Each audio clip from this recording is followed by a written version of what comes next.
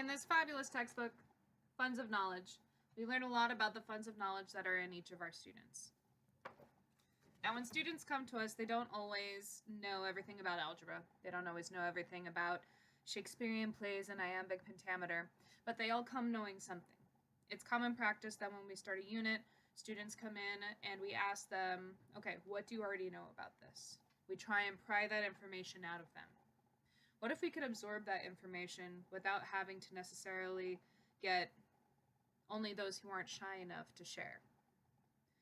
In the book Funds of Knowledge, the researchers look at doing home visits and going into these homes and really seeing what the culture is like for each of these students. Not every Mexican student is going to celebrate Day of the Dead with sugar skulls. Not every Italian student has Olive Garden for dinner every night.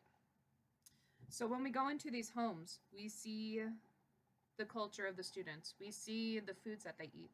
We see the blend of languages. If they're bilingual, we see what level of that language is actually used and which words are picked up, what are the important things. We see their connection to their families.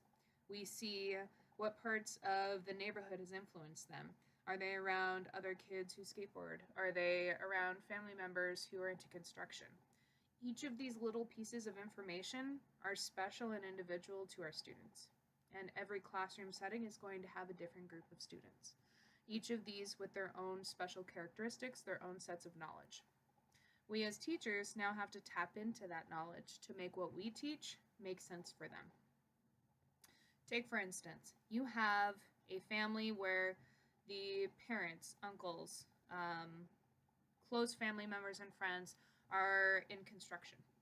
They have to measure drywall to put up. They're using math.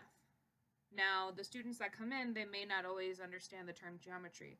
They may not be able to point to a t-square by name, but if you ask them to get a sharp right angle corner, then they're going to point out the t-square and they're going to say, this is how you measure it. When you're angling across and you're trying to cut something so that way it fits just right, that's all geometry. So if you just presented geometry to them in the style of a textbook, they may not be able to follow just step by step when you only have numbers in front of them. But once you put it into context, they will have that immediate need to make the connection to what they already know. They'll see the pictures in their head of the construction that they have viewed before, that family members have talked about. And when they're able to make their own personal connection, they have a long-term memory that's built in. They build synapses in their brains, and they remember this for a longer amount of time. So if we can take that knowledge, if we can see what are these individual things that make the students them, this perfect little package of knowledge, other than just these academic things that we require of them, we as teachers can better make our curriculum fit to their needs.